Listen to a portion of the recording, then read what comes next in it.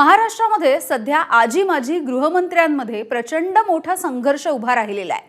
देवेंद्र फडणवीस आणि अनिल देशमुख यांच्यातील वादामध्ये आणखी तेल ओतलंय ते सचिन वाझेनं। या सचिन वाझेनं फडणवीसांना पत्र लिहत अनिल देशमुख आणि जयंत पाटील यांच्यावरती गंभीर असे आरोप केलेत।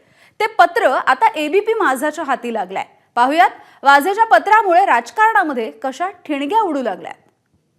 जो भी है उनके सारे प्रूफ है उधर पैसे उनके पीए के थ्रू दिए जाते थे। 100 कोटी वसुली प्रकरण आणि हिरेन हत्या प्रकरणातील आरोपी सचिन वाझेनं दिलेली ही प्रतिक्रिया। सचिन वाझे फडणवीसांना पाठवलेल्या ज्या पत्राचा उल्लेख करतोय ते पत्र एबीपी माझाच्या हाती लागलंय। तारीख 30 जुलै 2024। या पत्रामध्ये निलंबित पोलीस अधिकारी सचिन वाझेनं राष्ट्रवादीचे दोन मोठे चेहरे म्हणजे अनिल देशमुख आणि जयंत पाटील यांच्यावर गंभीर आरोप केले। अनिल देशमुख यांनी बेछूट चिखलफेक चालवली आहे। गृहमंत्री असताना देशमुखांनी दबाव टाकून माझ्याकडून अनेक अवैध कामं करून घेतली। हे काम मोठ्या पवार साहेबांकडून आलंय, हे काम पाटील साहेबांकडून आलंय असं सांगून कामं करून घेतली गेली। मोठ्या पवार साहेबांकडून म्हणजे नेमक्या कुणाकडून हे विचारायची माझी हिंमत झाली नाही। ताब्यात घेतलेल्या हुक्का वितरकाला सोडून देण्यासाठी तत्कालीन मंत्री जयंत पाटील यांनी त्यांच्या शासकीय बंगल्यातून पीएच्या मार्फत माझ्या नंबरवरती फोन केला। सीडीआर मध्ये सुद्धा या कॉल्सचे उल्लेख त्याला पुष्टी देऊ शकतील। ज्या दिवशी सचिन वाझेनं या पत्राचा उल्लेख केला होता त्या दिवशी अनिल देशमुख आणि जयंत पाटलांनी काय प्रतिक्रिया दिली बघूयात। अशा या गुन्हेगारी प्रवृत्तीच्या सचिन वाझेला हाताशी धरून देवेंद्र फडणवीस